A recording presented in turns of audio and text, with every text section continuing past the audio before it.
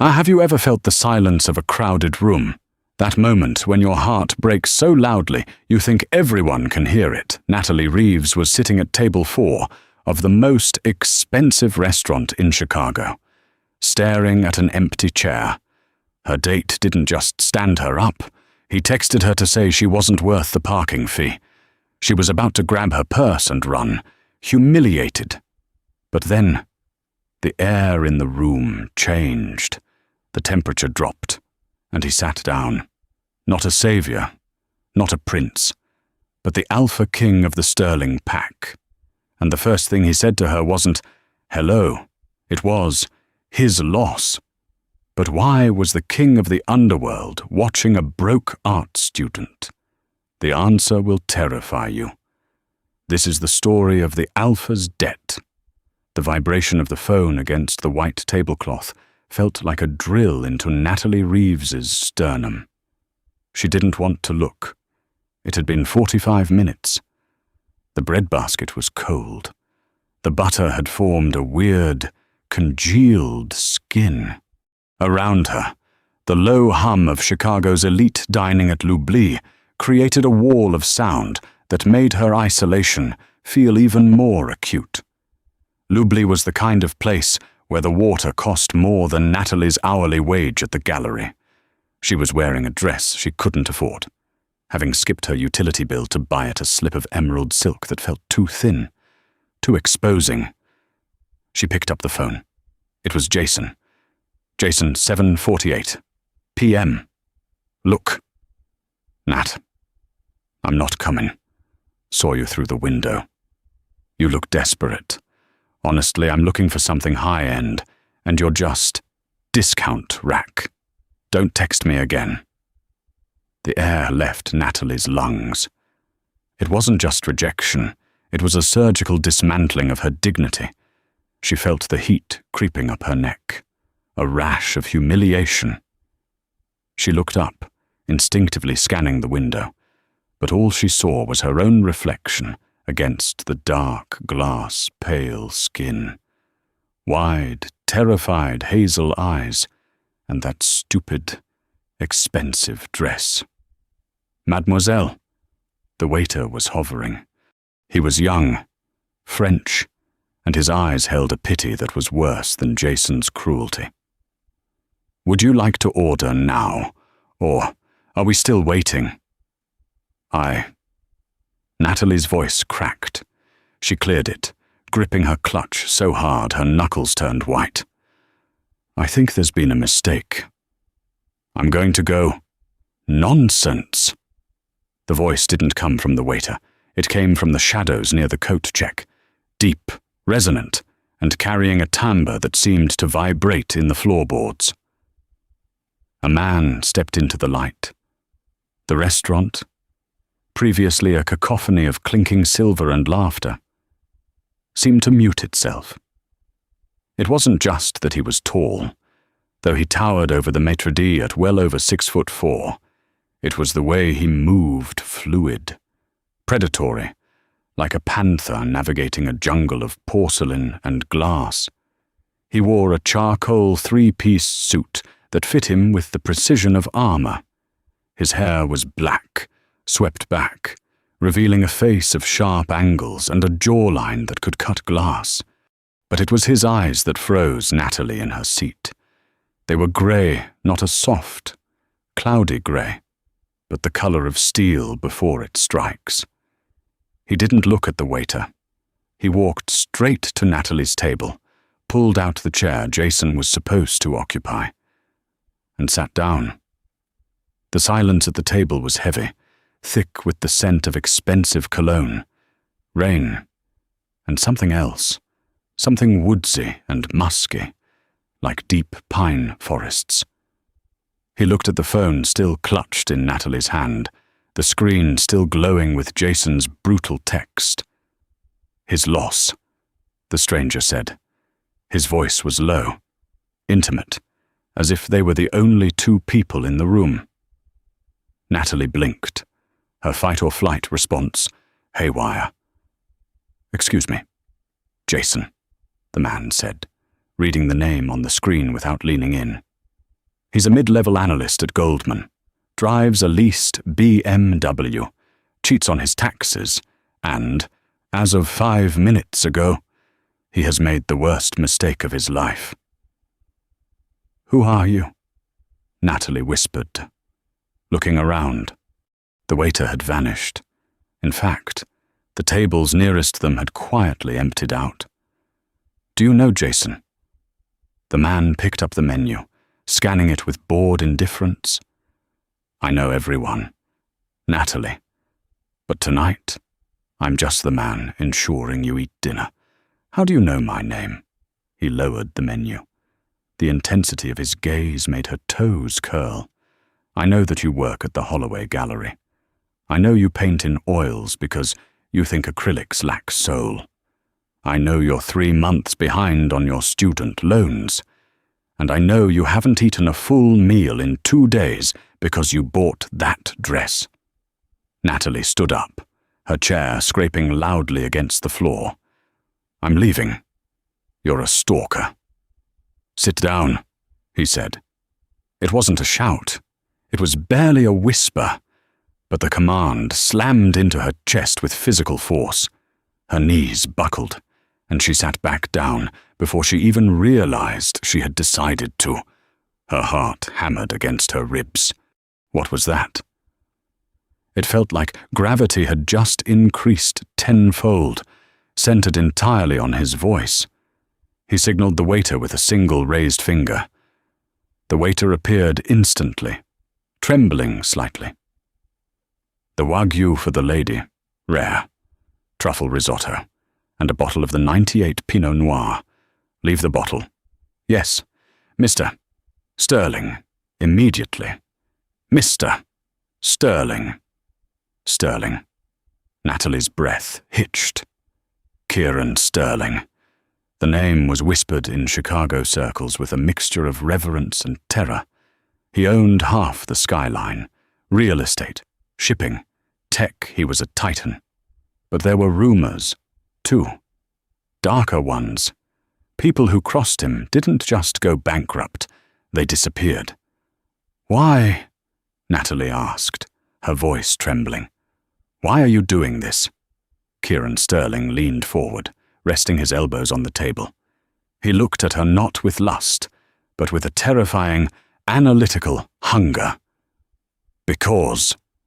"Natalie," he said, and his eyes flashed with a momentary, unnatural amber light. "Nature abhors a vacuum. Your date left an empty seat. I'm simply filling it. Now, drink your wine. We have a lot to discuss before the moon gets high." The dinner was an exercise in surrealism. The food was the best Natalie had ever tasted, but she could barely swallow past the lump of anxiety in her throat. Kieran ate with efficient, brutal grace. He tore into the meat with a little too much enthusiasm, his movements sharp. "You're not eating," Kieran noted, swirling his wine. "I'm not hungry anymore," Natalie lied. "Look, Mr. Sterling."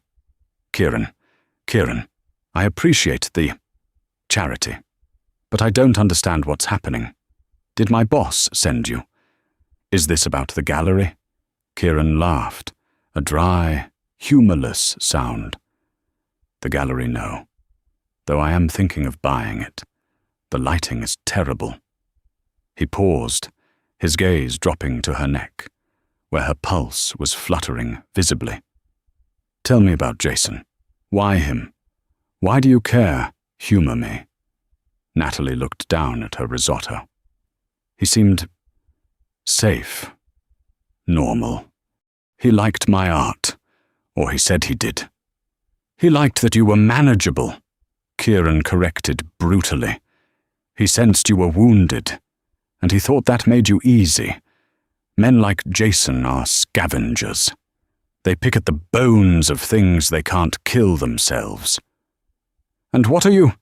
Natalie shot back, a spark of anger cutting through her fear.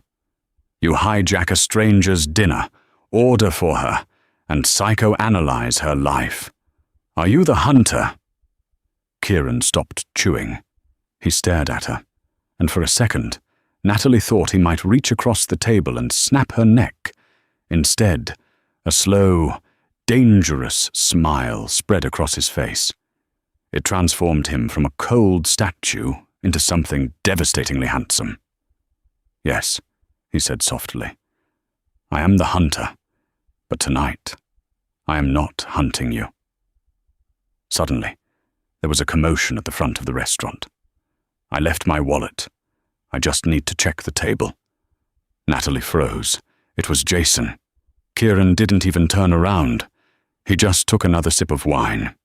Jason burst into the dining area, flushed and clearly tipsy. He spotted Natalie.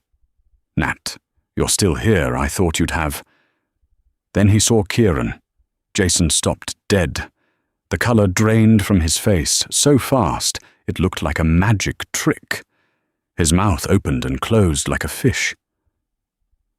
"Mr. Sterling," Jason stammered. I didn't know. I mean, I was just—" Kieran slowly turned his head. He didn't stand up. He didn't have to. The air pressure in the room seemed to drop again. "Jason," Kieran said, "you forgot your wallet." Yes, exactly. And you forgot something else." Kieran stood up then.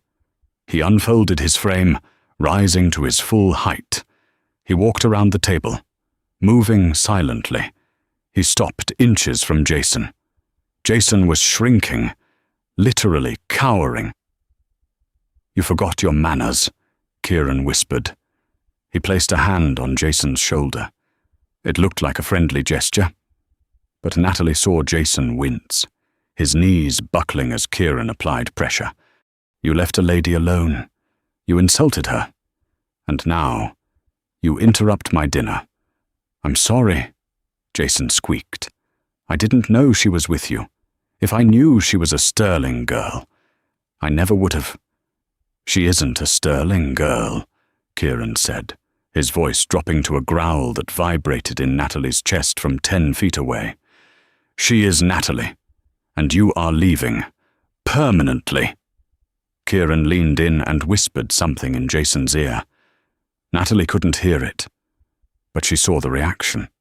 Jason's eyes rolled back in terror. He nodded frantically, pulled away from Kieran's grip, and ran. He didn't walk. He sprinted out of the restaurant, knocking over a chair in his haste. Natalie stared at Kieran as he adjusted his cuffs and sat back down. "What did you say to him?" she asked, breathless.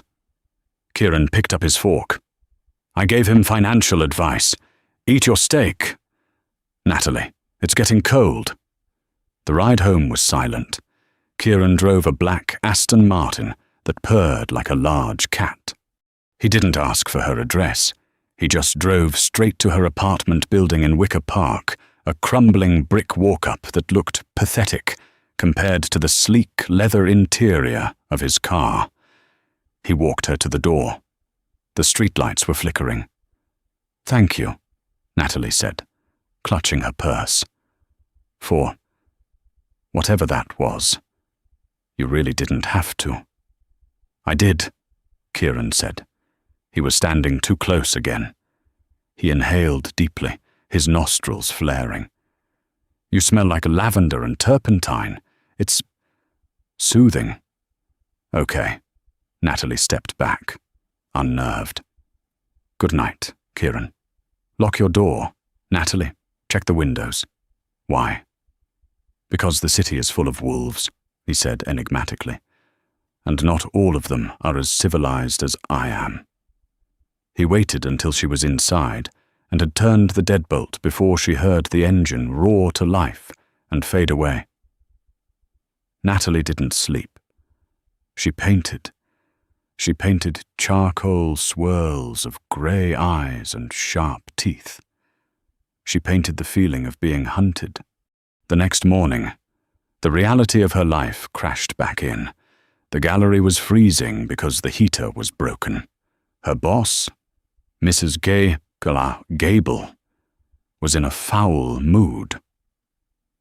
Natalie spent the morning hanging a new exhibition of abstract modernism that looked like spilled coffee. Around 11 a.m., her phone buzzed. It was a news alert. Breaking body found in Chicago River. Natalie swiped it away. It was Chicago. Bodies were found all the time. But then a text came through from her friend, Sarah. Sarah OMG Nat. Didn't you have a date with Jason Pellington last night? Natalie, yeah. It was a disaster. Why, Sarah, turn on the TV? Now. Natalie grabbed the remote for the gallery's small waiting room TV. The news anchor looked grim. Police have identified the victim as 28-year-old investment banker Jason Pellington. His body was discovered early this morning by sanitation workers near the Navy Pier. Police are withholding details, but sources say the attack was vicious, resembling an animal mauling. The remote clattered to the floor. An animal mauling. Natalie's mind flashed back to the restaurant. Kieran's hand on Jason's shoulder. You are leaving, permanently. The bell above the gallery door chimed. Natalie whipped around. Standing in the doorway, blocking out the morning sun, was a man. But it wasn't Kieran. This man was wider, dirtier. He wore a leather jacket that looked slept in. He had a scar running through his left eyebrow, and his eyes were a sickly yellow. He sniffed the air, a grotesque mimicry of what Kieran had done the night before. So, the stranger grunted, stepping inside and locking the door behind him. This is the little mouse that smells like the king. Natalie backed up against the reception desk. We're closed. Get out. The man laughed. It sounded like gravel in a blender. Kieran Sterling thinks he can claim a mate without the pack's permission. He thinks he can kill a blood moon pledge like Jason and walk away. Jason was a pledge pack mate. None of the words made sense. I don't know what you're talking about, Natalie said, reaching for the landline. The man moved with blurring speed. 1 second he was at the door. The next he was across the room, his hand wrapped around Natalie's throat, pinning her to the wall. You don't know, the man sneered, his teeth looking sharper, longer than they should be. Then let me educate you. You're the bait, and I'm going to send a piece of you to Sterling in a box. Natalie clawed at his hand, her vision spotting. She couldn't breathe.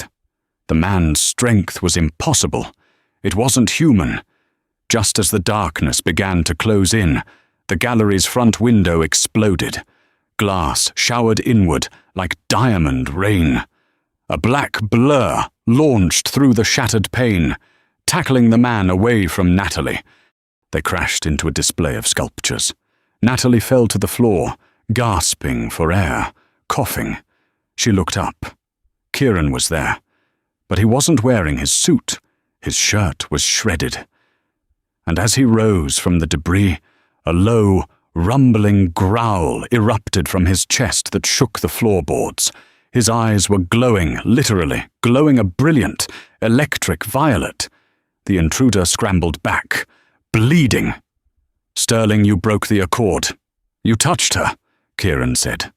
His voice was distorted, layered with a guttural animal sound. You touched what is mine. Kieran didn't punch him.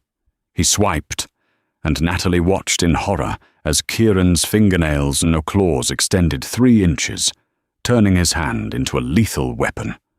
Look away. Natalie. Kieran roared. She didn't. She couldn't. She watched as the Alpha King tore the threat apart, realizing with a terrifying clarity that the man who had bought her dinner wasn't a man at all. He was a monster. And apparently, she belonged to him. The world was a blur of motion and nausea. After the gallery window exploded, Kieran hadn't given Natalie time to process the carnage. He had scooped her up effortlessly, as if she were made of paper and carried her out the back exit before the sirens started wailing. Now. She was in the passenger seat of the Aston Martin again, speeding out of the city. The Chicago skyline was shrinking in the rearview mirror, replaced by the dense, winding roads of the North Shore. Natalie was shaking. Her hands were gripping her knees so hard her nails dug into her skin. "You killed him," she whispered. It wasn't a question. Kieran's hands were tight on the steering wheel. His shirt was torn, revealing skin that was already knitting itself back together. The deep gash on his shoulder from the intruder's knife was now just a faint pink line. "He was going to kill you. Natalie. You changed," she stammered, looking at his profile. "Your eyes, your hands. What are you?"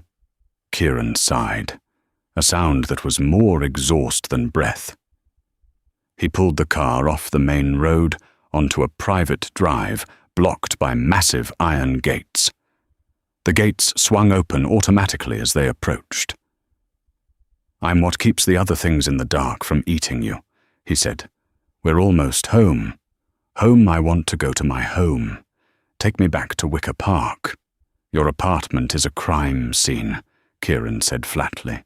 "And even if it wasn't, every rogue wolf in the tri-state area now knows your scent. You go back there. You're dead by sunset." The car wound up a long driveway, lined with ancient oaks. At the top of the hill stood the Sterling estate. It wasn't a house. It was a fortress disguised as a mansion. Stone walls, gargoyles, and security cameras that tracked the car with mechanical precision. Kieran parked and killed the engine. The silence was deafening.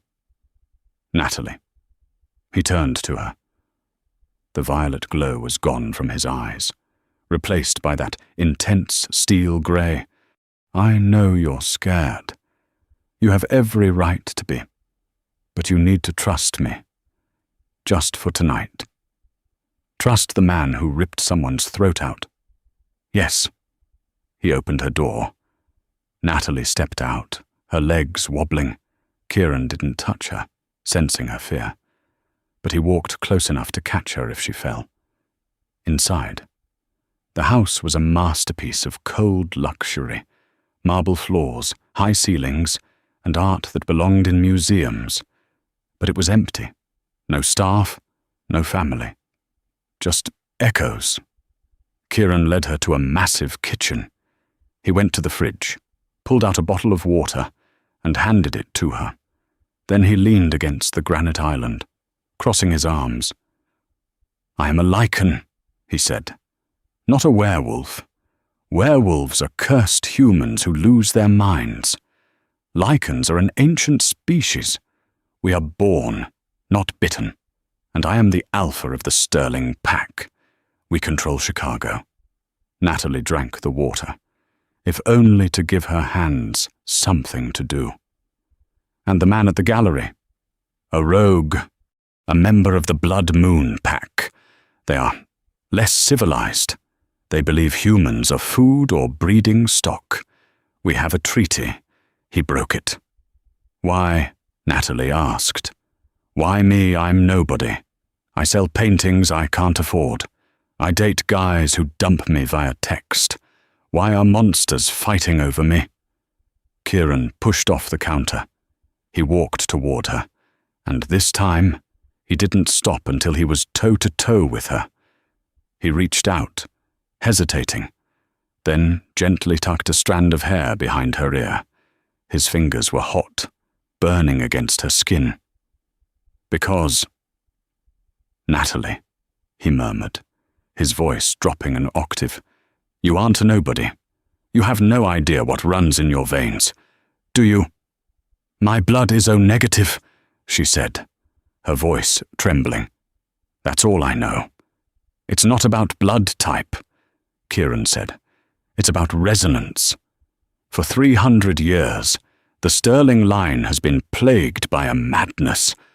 The rage, it consumes us. It turns us into mindless beasts eventually. My father died of it. My grandfather died of it. He took her hand and placed it on his chest. Through the torn shirt, she could feel his heart beating. It was slow, heavy, and powerful. Thump, thump, thump. When I sat at your table last night, Kieran said, the rage stopped. For the first time in 10 years, the noise in my head went silent. You are the anchor, Natalie. You are the cure. Natalie pulled her hand away as if burned. I'm not a cure. I'm a person. You are a moon-touched, Kieran corrected. It's a genetic anomaly. Rare. 1 in a billion. Your pheromones produce a chemical that neutralizes the surplus adrenaline in a lichened system. To the blood moon pack, you are a battery to be drained. To me. He stopped. He looked away, his jaw tightening. To you, Natalie pressed. To me, you are the only thing standing between me and the monster. Kieran turned and walked to a liquor cabinet. He poured himself a glass of amber liquid and downed it in one swallow. Go upstairs. Second door on the left. There are clothes, a shower. Rest. We will figure this out tomorrow. I'm not staying here. The gate is locked, Natalie, and there are guards in the woods. You are staying. It wasn't a request. Natalie stormed upstairs, partly because she was furious, but mostly because she was exhausted. The room he had directed her to was bigger than her entire apartment. The bed was covered in silk. The bathroom had a tub the size of a swimming pool. She showered, scrubbing the smell of the gallery dust, fear, and that coppery scent of blood off her skin. She found a silk robe in the closet. It was too big, clearly meant for a man. But it was soft. She couldn't sleep. She paced the room, moon-touched, lichens, alphas. It sounded like the plot of one of the terrible romance novels she secretly read. But the bruises on her neck from the rogue were very real. Around midnight, she got thirsty. She cracked the door open. The hallway was dark. She crept downstairs. She heard voices coming from the study. She's weak, Kieran. It was a woman's voice. Sharp, imperious. She's human. Lydia. Give her time. That was Kieran. We don't have time. The council is demanding a blood sample. If she isn't a true moon-touched, if she's just a fluke, you know what we have to do. I won't kill her, Lydia. Then the council will you can't protect a stray human forever. If she isn't the mate, she's a liability. Test her. Tonight. Natalie froze on the bottom step. Test her, kill her. She peered around the corner. Kieran was sitting behind a massive desk. Standing in front of him was a woman who looked like a supermodel made of ice. Platinum blonde hair, white suit, lethal heels. I said no, Kieran growled. Then I'll do it. Lydia pulled a silver dagger from her jacket. Kieran was out of his chair in a blur. He slammed his hand onto the desk, cracking the wood.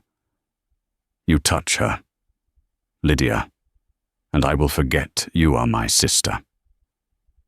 Lydia scoffed. You're soft, brother. That human has made you soft. If you won't test her blood compatibility, then prove she's your mate. Claim her. Mark her. If you don't, the blood moon will come for her, and by law, we can't stop them unless she is pack. Kieran looked down, his fists clenching. She is terrified. I won't force a bond on her. Then she dies, Lydia said cold-heartedly. It's her freedom or her life. Kieran, choose. Natalie gasped. The sound was tiny, barely a breath, but both heads snapped toward the hallway. Lydia's eyes narrowed. Well, the mouse is listening. Kieran stepped around the desk. Natalie. Natalie stepped into the light, clutching the oversized robe. Her fear was gone, replaced by a cold, desperate clarity. She had nowhere to go. Jason was dead. Her apartment was compromised. And apparently, there were rules to this game she didn't understand. What does it mean? Natalie asked, her voice steady. To be marked. Lydia laughed. It means he bites you, darling. He mixes his venom with your blood. If you survive, you become part of the pack. You get his strength, his protection. If you don't survive, well, problem solved. Lydia, get out, Kieran snarled. I'm just explaining the options. Lydia threw up her hands and walked to the door. As she passed Natalie, she whispered, He won't do it. He's too noble, which means by tomorrow night, you'll be Rogue Chow. Good luck. The heavy oak door slammed shut. Natalie and Kieran were alone in the dim study. The air was thick with tension. Is it true? Natalie asked. If you don't, mark me, I'm unprotected. Kieran rubbed his face with his hands. He looked exhausted. The Lycan laws are archaic. If you are not pack, you are neutral territory. The blood moon can take you. If I mark you, you are under the Alpha's protection. Touching you would be an act of war. But it might kill me. The bite is toxic to humans, usually. But if you are moon-touched, your body should accept it. It would bind us. You would feel what I feel. You would be mine. He looked at her with such raw, tortured longing that Natalie's knees went weak. I don't want to die. Kieran. I won't let you die. Then do it, she said. Kieran froze. Natalie, you don't know what you're asking. It's permanent. It changes you. She walked toward him. She remembered the feeling in the restaurant, the safety, the gravity. She remembered how he saved her at the gallery. She stopped in front of him and pulled the collar of the robe aside, exposing the curve of her neck. Her pulse was hammering against the skin. Jason left me in a restaurant because I wasn't worth a parking fee, she whispered. You tore a building apart for me. I'll take my chances with the monster. Kieran made a sound deep in his throat, half groan, half growl. His resistance shattered. He pulled her against him, his hands gripping her waist. He buried his face in the crook of her neck, inhaling deeply. This will hurt, he warned, his voice rough. I know, she said. He kissed her skin, soft and hot, right over her pulse. Then, his teeth scraped against her neck. Natalie gasped, arching into him, and then he bit down. The return to consciousness didn't happen all at once. It was a slow, violent sensory invasion. The first thing Natalie noticed wasn't pain, which she had expected. It was sound. A cacophony of noise, so loud it felt like a physical assault. She could hear a rhythmic, thundering drumbeat, thump, thump, thump, thump that seemed to be shaking the very foundation of the room. It took her a long, disorienting moment to realize it wasn't a drum at all. It was the heart of a hummingbird hovering over the hydrangeas in the garden. 3 stories down and through a pane of double-paned glass. She winced, pressing her hands over her ears. But the volume didn't decrease. She could hear the house settling, the groan of the timber beams under the weight of the slate roof, the high-pitched whine of electricity coursing through the copper wiring in the walls, and the distant, gurgling rush of water moving through pipes 3 rooms away. Breathe, a voice said. The word didn't just travel through the air, It vibrated through her bones. Natalie opened her eyes.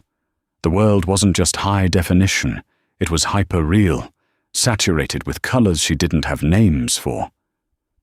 The morning sunlight streaming through the sheer curtains wasn't a soft glow. It was a blinding, crystalline explosion.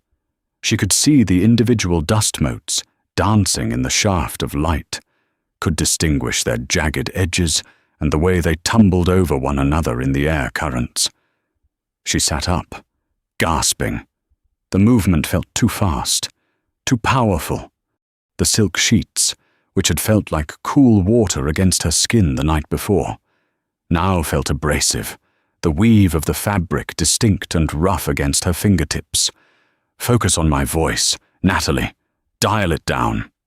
Kieran was sitting in a velvet wingback chair in the darkest corner of the room. He looked wrecked. His tuxedo shirt from the night before was unbuttoned, revealing a chest that rose and fell in a slow, deliberate rhythm. His hair was a mess, and dark, bruised circles shadowed his eyes, as if he hadn't blinked in 12 hours. But it wasn't just his appearance that hit her. It was his presence. Natalie gasped, clutching her chest. She could feel him. Not metaphorically, not romantically, but physically. A tether had been snapped into place between them, a thick, humming cable of energy that connected her solar plexus to his. Through it, a deluge of emotions that weren't hers crashed into her mind. She felt a deep, clawing exhaustion. She felt a protective, possessive rage that simmered like low heat. And beneath it all, she felt a profound, overwhelming relief that tasted like fresh water. "You're—" Natalie stammered, her voice sounding strange in her own ears, deeper, richer, resonating in her chest like a cello string. "I can feel you. You were terrified I wouldn't wake up." Kieran stood up. He moved with a cautious, fluid grace, like a man approaching a startled deer. "The transition is intense. Your brain is trying to process input from senses you didn't have yesterday. It will fade, or rather, you will learn to filter it." He stopped at the foot of the bed. He didn't touch her, but the air between them crackled with static. "How is your head?" "Clear," Natalie whispered. "Dangerously clear. I feel like I just woke up from a 20-year coma." She reached up to her neck, her fingers trembling. She expected to feel a scab, a bandage, the ragged tear of flesh where he had bitten her. Her skin was smooth, flawless. She traced the spot. There was no wound. Instead, the skin felt slightly raised, cooler than the rest of her body. She scrambled off the bed and ran to the vanity mirror on the other side of the room. The floorboards vibrated under her bare feet, transmitting the location of Kieran's every step behind her. She looked in the mirror and tilted her head. There, right over her pulse point, was a mark. It wasn't a scar. It looked like a tattoo made of starlight, a faint, shimmering silver crescent moon. "You survived," Kieran said softly, watching her reflection. The venom of an alpha usually stops a human heart in minutes. You metabolized it. You integrated it. I'm not human anymore. Am I?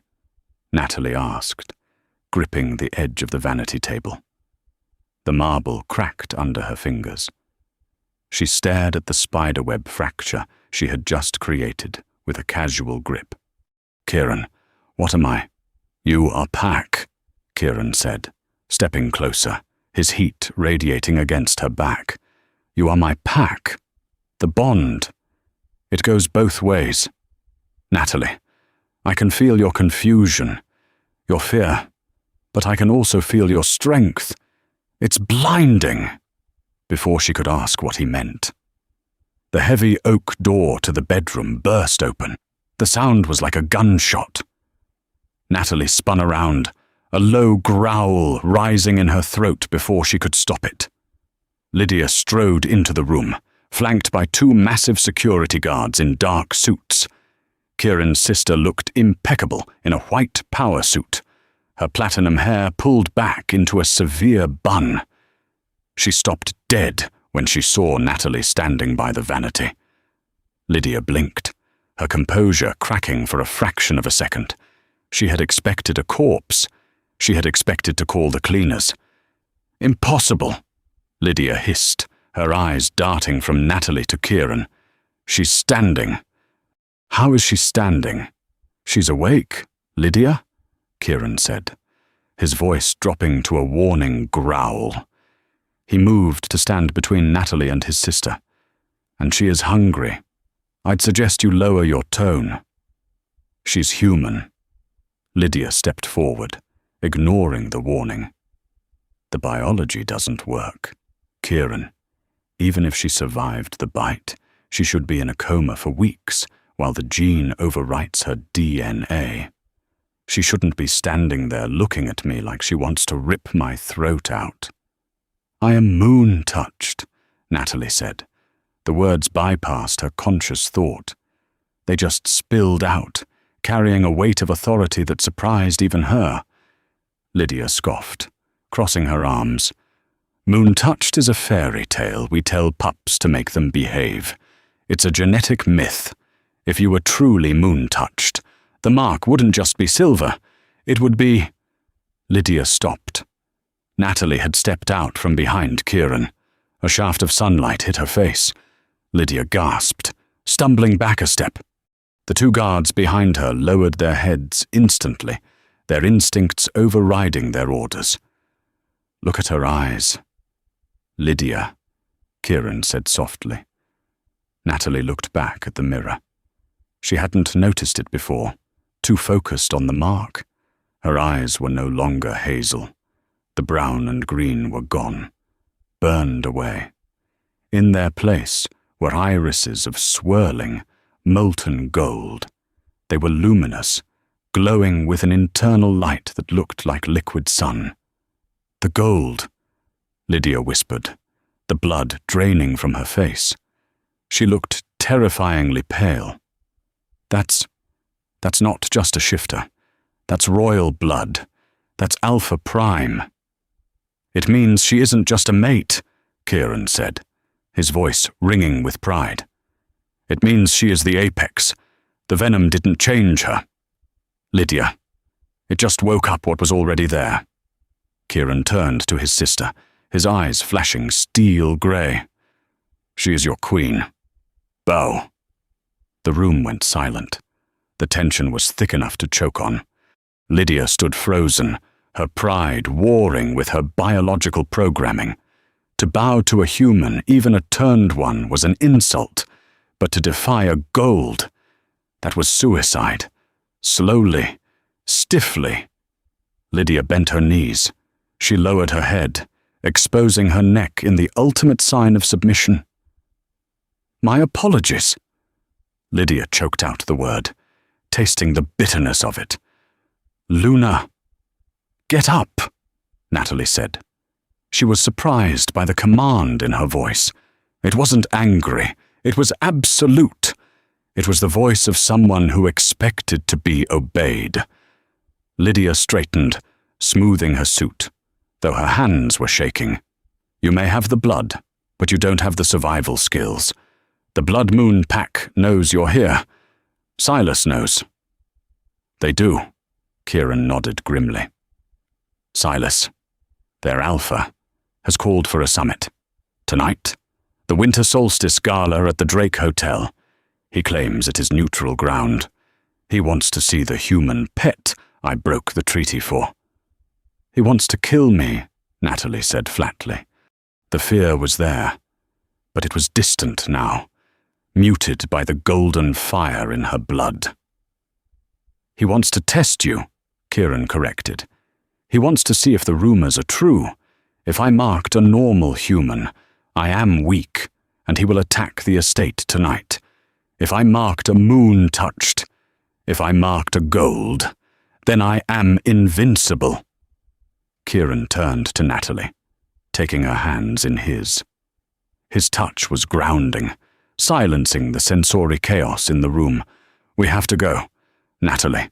We have to walk into that ballroom, surrounded by our enemies, and show them exactly what you are. If we hide, they will hunt us.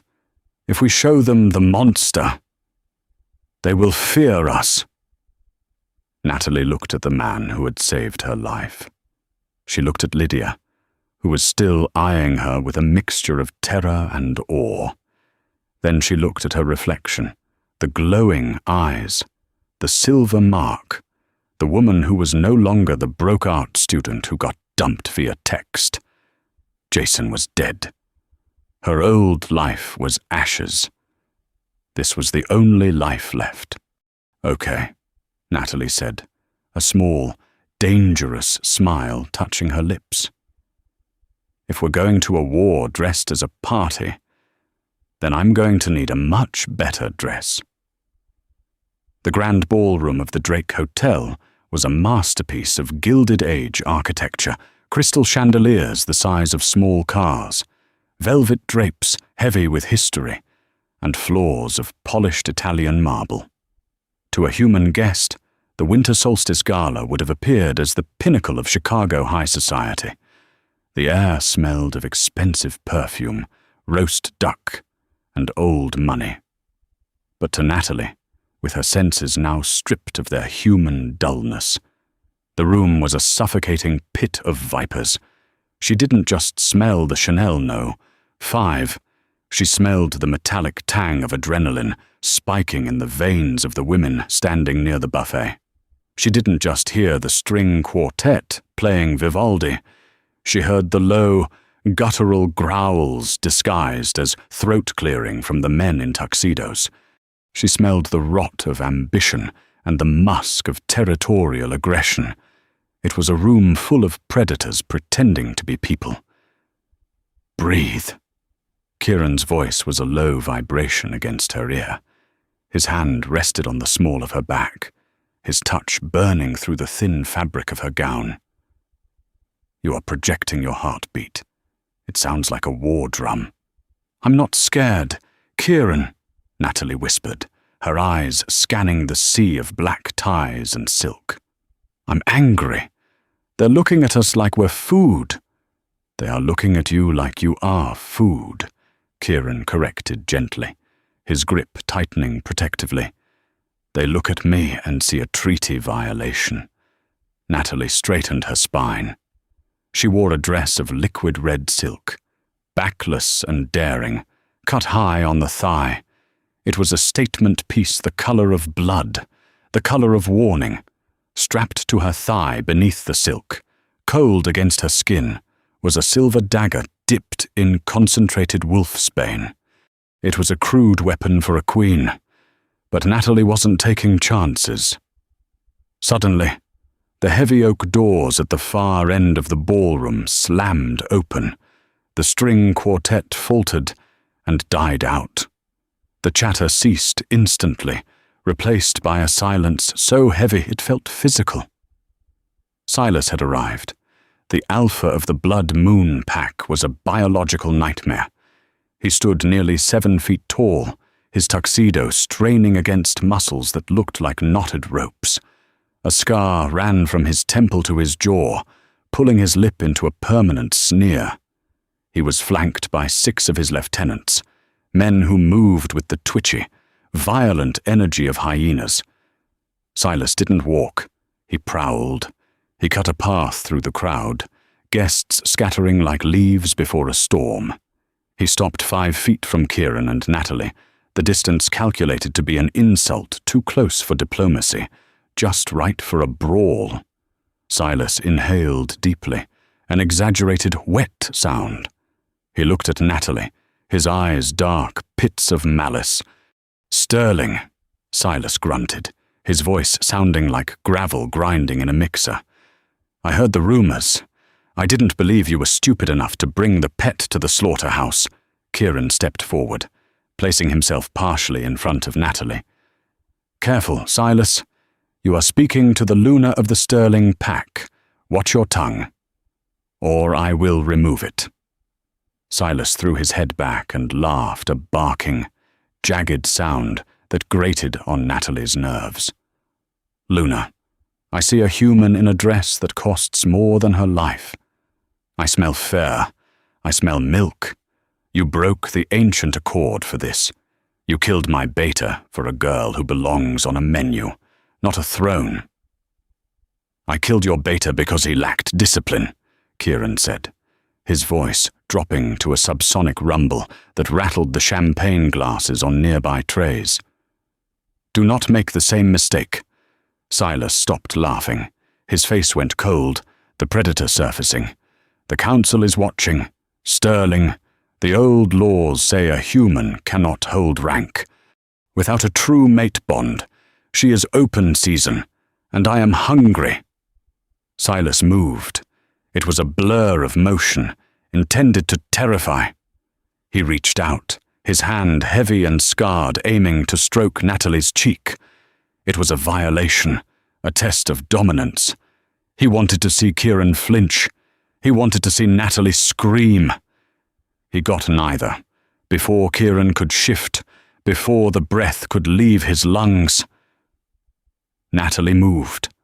Her new reflexes were a revelation, faster than thought. She reached up and caught Silas's wrist mid-air. The impact was shocking. Silas froze, his eyes widening. He tried to pull back, but Natalie's grip was iron.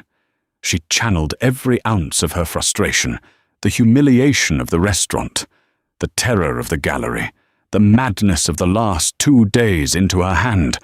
Crunch! The sound of the Alpha's radius bone snapping echoed like a gunshot in the silent room. Silas roared, dropping to one knee, shock overriding the pain. You do not touch me, Natalie said, her voice steady, icy, and echoing with a power that wasn't entirely her own. And you do not threaten my mate. For a second, the room was paralyzed. Then, chaos erupted. She attacked an Alpha. One of the lieutenants screamed. Kill the witch! The 6 lieutenants lunged. Natalie, get back! Kieran roared. The air shimmered as Kieran shifted. It was a violent, explosive transformation. His tuxedo shredded, buttons popping like bullets, as black fur burst through skin. In a heartbeat, a massive black wolf stood where the man had been. He launched himself at the first 3 attackers, a blur of teeth and fury. Tables were overturned. Crystal shattered. Humans screamed and scrambled for the exits as the ballroom turned into a war zone. Natalie was thrown back against a marble pillar by the force of the brawl. She saw a flash of grey fur, one of Silas's lieutenants. A wiry, scarred wolf had broken away from the pack and was diving for her throat. She didn't panic. Time seemed to slow down. She reached for the slit in her dress. Her fingers closed around the hilt of the silver dagger. As the wolf lunged, jaws snapping inches from her face, Natalie dropped to her knees. She didn't retreat. She slid underneath his leap as she passed under him. She drove the dagger upward. The silver burned. The wolf howled, crashing into the buffet table in a spray of appetizers and blood. He thrashed, the wolfsbane paralyzing his limbs instantly. But the victory was short-lived. Across the room, the tide had turned. Silas had shifted. He was a monstrosity, a grey beast twice the size of a normal timber wolf, a tank of muscle and rage. He had Kieran pinned against the orchestra pit. Kieran was fighting valiantly, snapping and clawing, but he was exhausted from fighting 3 wolves at once. Silas clamped his massive jaws onto Kieran's shoulder, shaking him violently. Kieran's pained yelp tore through Natalie's mind via their psychic bond. She felt his agony as if it were her own, the tearing of muscle, the crushing of bone. He was going to die. No! Natalie screamed. It wasn't a plea. It was a rejection of reality. Something inside her snapped. The golden energy she had seen in the mirror surged, flooding her veins like liquid fire. It wasn't adrenaline. It was the ancient biological imperative of the moon touched, the dormant power that controlled the beast. She stepped forward, the red dress flowing around her like blood in the water. She didn't run. She didn't raise her weapon. She looked straight at Silas, her eyes igniting with a blinding, molten gold light. She opened her mouth, and a voice that was not hers, a voice that sounded like the earth grinding together, like the moon pulling the tides, erupted from her throat. Submit. The command hit the room like a physical shockwave.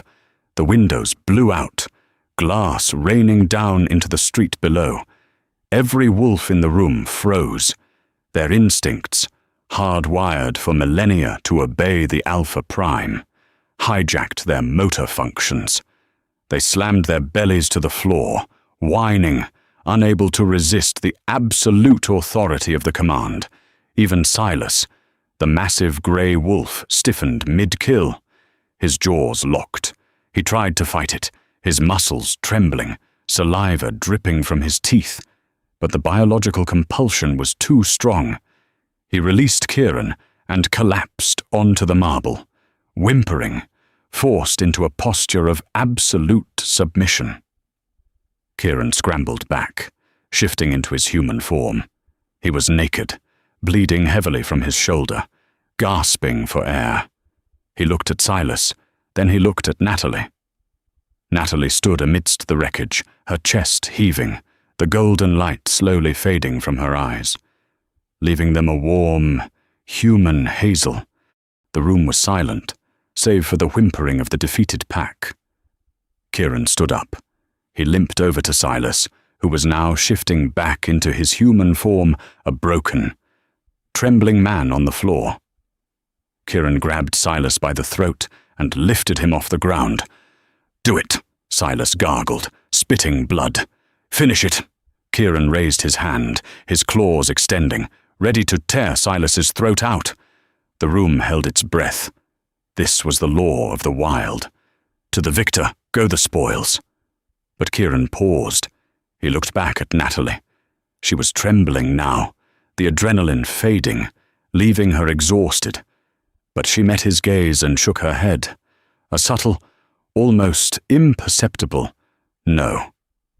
Kieran looked back at Silas. The rage in his eyes cooled to a glacial disdain. "Death is too easy for you," Kieran whispered. "You wanted to be a king. I'm going to make you a beggar." Kieran slashed, not at the throat, but lower. With surgical precision, he severed the tendons in Silas's legs. Silas screamed, collapsing into a heap. "I strip you of your rank," Kieran announced, his voice booming through the ruined hall. "I strip you of your territory. You are Omega. You are nothing. If you ever cross the sterling borders again, my queen won't be the one to stop you. I will." Kieran turned his back on the sobbing. Broken enemy. He walked to Natalie, ignoring the stares of the council members who were peeking out from behind overturned tables. He stopped in front of her. He didn't care about the blood, or the nudity, or the ruin. He cupped her face with his hands. "Are you hurt?" he asked, his voice cracking with emotion. "I broke a nail." Natalie let out a shaky laugh, holding up her hand. "And I think I ruined the dress." Kieran laughed, a sound of pure, unadulterated relief. He pulled her into him, kissing her fiercely, a kiss that tasted of iron and victory. "You didn't just ruin the dress, Natalie," he whispered against her lips. "You ruined them." 6 months later. The restaurant L'Oubli was quiet, bathed in the warm glow of candlelight. Natalie sat at table 4. The tablecloth was white, the bread was warm. But this time, she wasn't checking her phone every 30 seconds. She was calmly reading the wine list. "Madam." The waiter approached. He was new, young, and nervous. "Are we waiting for someone?" Natalie looked up, a soft smile playing on her lips. She rested a hand on her stomach, where a tiny second heartbeat was just beginning to flutter, a secret she hadn't shared yet. "Yes," she said. "My husband, he has a habit of making dramatic entrances, as if on cue." The heavy glass doors opened. Kieran Sterling walked in. The temperature in the room didn't drop this time. Instead, it seemed to warm up. He wasn't the terrifying stranger in the charcoal suit anymore. He was wearing a soft knit sweater and jeans, looking less like a king and more like a man in love. He slid into the seat opposite her, the same seat he had taken that night. "Sorry I'm late," he said, reaching across the table to take her hand. Lydia was arguing with the contractors about the nursery. She insists that Gray is distinguished. I told her the baby isn't a lawyer. "We can do yellow," Natalie laughed. "Yellow is happy." Kieran smiled, squeezing her fingers. He glanced at the empty chair at the table next to them, then back at her. His eyes darkened slightly, the memory of that night passing between them. "You know," Kieran said softly, tracing the wedding band on her finger. "I still think about him sometimes. Jason." Natalie raised an eyebrow. "Why, he's ancient history." "Because," Kieran grinned, his eyes flashing with that familiar, wolfish mischief. "If he hadn't been such a blind, arrogant fool, if he hadn't left this seat empty, I never would have sat down. I never would have found my queen." He lifted her hand to his lips and kissed the knuckles. "His loss." Natalie picked up her glass of Pinot Noir, the 98 vintage. She clinked it against his water glass. "Our gain," she whispered. "And that, my friends, is how a disaster date turned into a royal reign." Natalie didn't just find a man who would pay for dinner. She found her power, her voice, and a love that could literally bring an empire to its knees. She went from crying over a text message to commanding an army of wolves with a single word. It just goes to show sometimes, the empty seat at the table isn't a rejection. It's destiny making room for the person who actually belongs there. I really hope you enjoyed this 7-part saga of the Alpha's debt. If you loved this story of karma, romance, and supernatural revenge, please destroy that like button. It helps the channel so much and tells me you want more stories like this. And I have a question for you. If you were Natalie, would you have spared Silas, or would you have finished him off? Let me know in the comments below. Don't forget to subscribe and ring the notification bell so you never miss a video. I have a brand new series starting next week about a billionaire who hires a fake wife to secure his inheritance, only to realize she's a rival corporate spy. You do not want to miss the twists in that one. Thanks for watching, and I'll see you in the next story.